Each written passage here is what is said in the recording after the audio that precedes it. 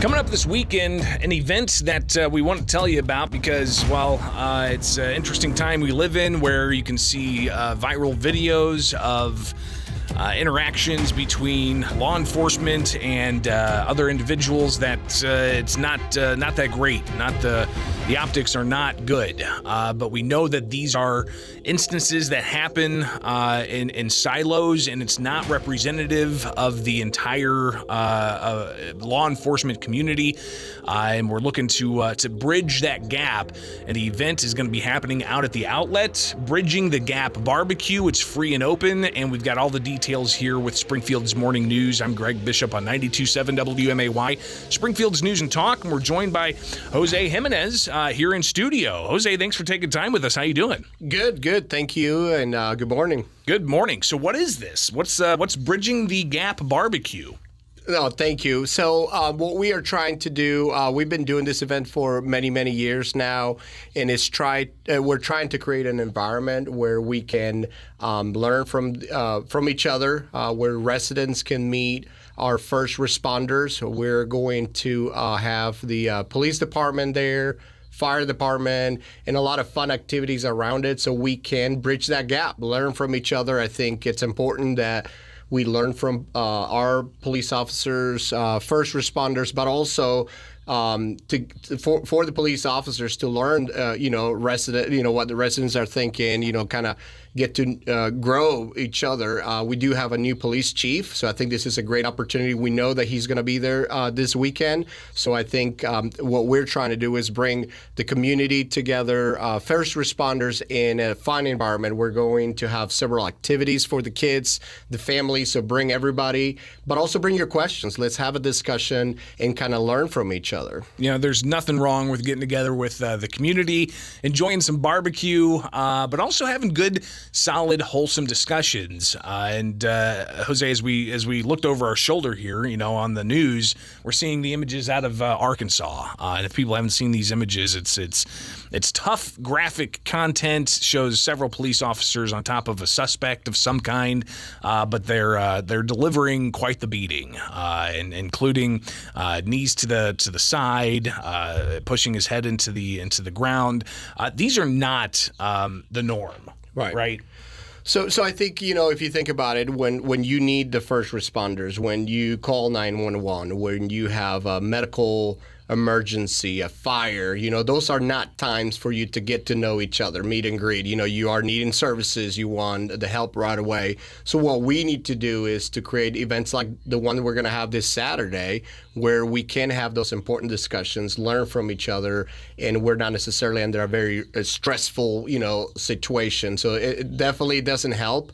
But I think Springfield is a great community, and I think we need to put the work. We need to learn from each other in events like this. We're going to have a lot of face painting. We're going to have several touch the track machinery where kids can get around. We have sporting events, bounce houses, a DJ, food, and things to that nature. So we are creating the environment to be able to learn a little bit more about each other.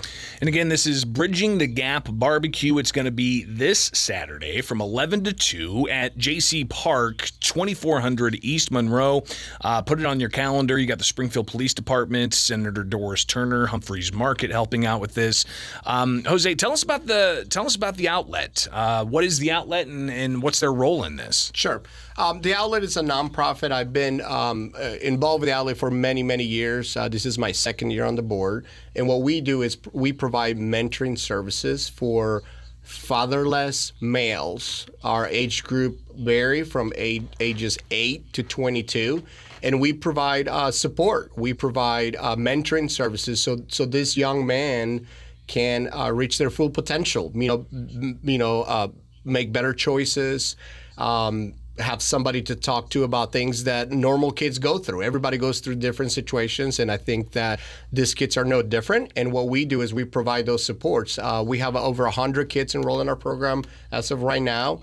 We do serve more families, but we got about 160 families that benefit from our services in the community. and we're here to stay. We have a lot of new exciting things going on, and this event is one of them because we need to be proactive and do things ahead of situations like the ones we're seeing on TV. We of course have National Night Out, which seems somewhat similar to this, but this can be seen as like a continuation of that, right? Because we can't just do this one day a year. Correct. Right? We've got to have these conversations on a regular basis if we're going to foster a better cooperative spirit amongst first responders and those who are in the community that need these services. But sadly, there's this perception out there, and it seems to be fueled by some of the headlines we're seeing from elsewhere throughout the country.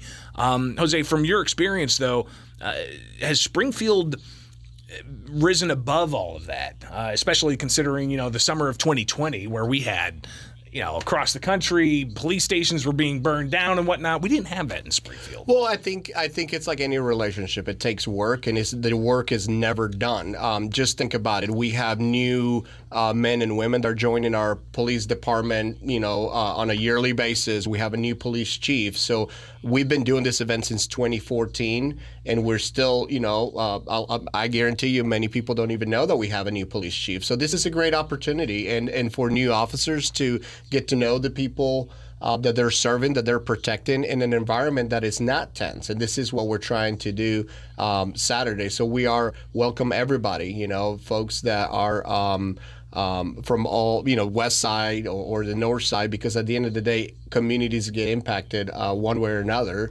And I think we have been doing a good job, but the work is never done.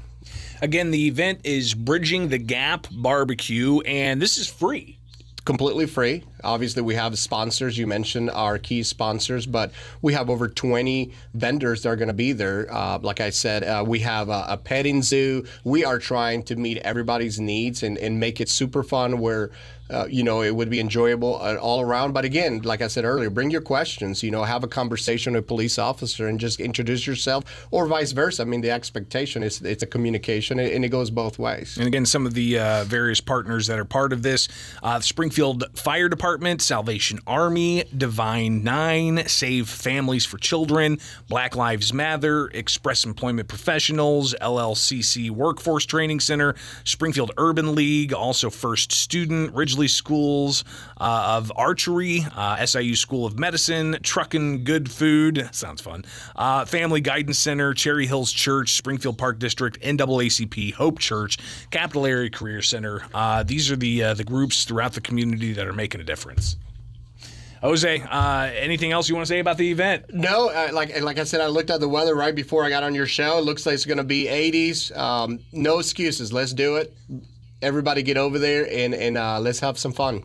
Yeah, and also have those conversations, which are going to be extremely important. Again, it's Bridging the Gap. It's going to be August 27th. That is Saturday from 11 to 2. Food, fun, music, games, and also good conversations, important conversations that need to be had between the community and first responders. Jose Jimenez, thank you so much for taking time with us today. Thank you, Greg. It is Springfield's Morning News here with Springfield's News and Talk. I'm Greg Bishop on